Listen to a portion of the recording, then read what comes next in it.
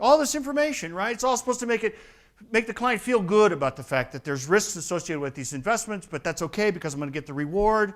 And the reality of it is, you know what? We can't protect everybody.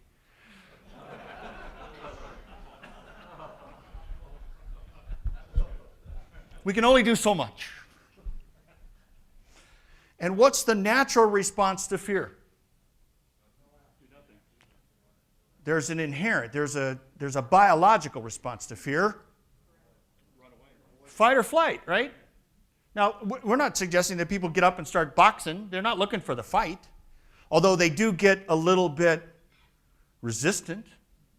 They push back. And certainly very few will get up and actually leave. But emotionally, they will leave. They will disconnect. They will look for the doors. They look for an exit. How many of you have described those opportunities as an opportunity to increase their return, reduce their risk by getting some exposure in international markets? Anybody? Who's not going to raise their hand no matter what I ask today? We got some of that going on? All right. So, we think about it, right? But how many of you really, when you think about it, want to be exposed? Anybody? No, not really. But it's the language. There's 4 communications principles that you have to keep in mind every time you create a message, every time you sit down with a client.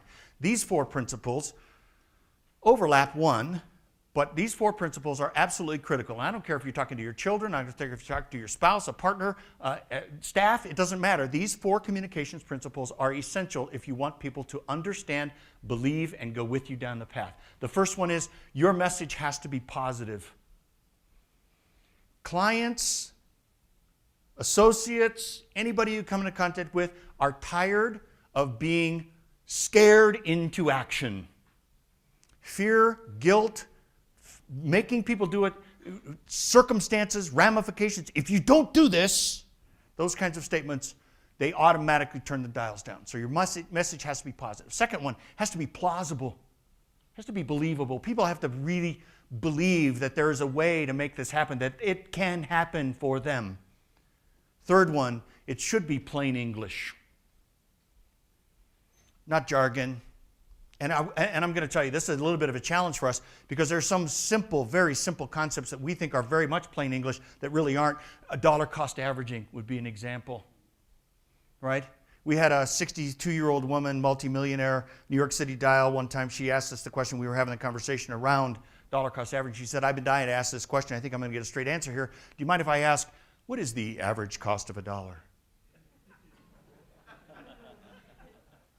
It's not what you say, it's what they hear.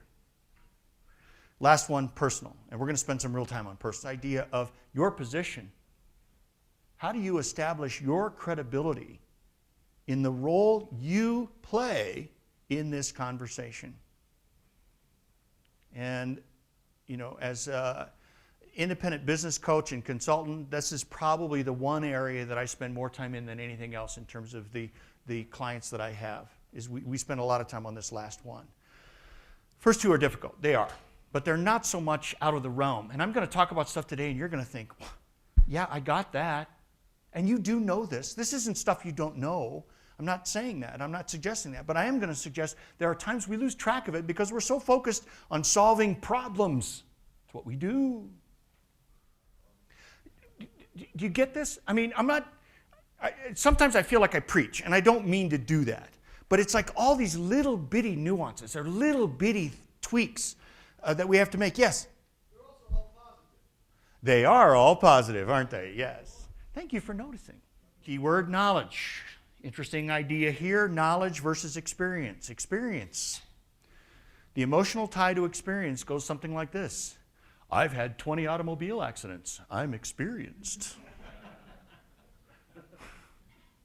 You'd like to think after the first couple, you might learn how to avoid them, wouldn't you? So this idea of experience, while it's valuable, it's not as valuable and emotionally valuable as knowledge. The good news is you can be new in the business and have knowledge. You can't have experience, but you can have knowledge. Why? Because you can go get knowledge from someone who's had the experience.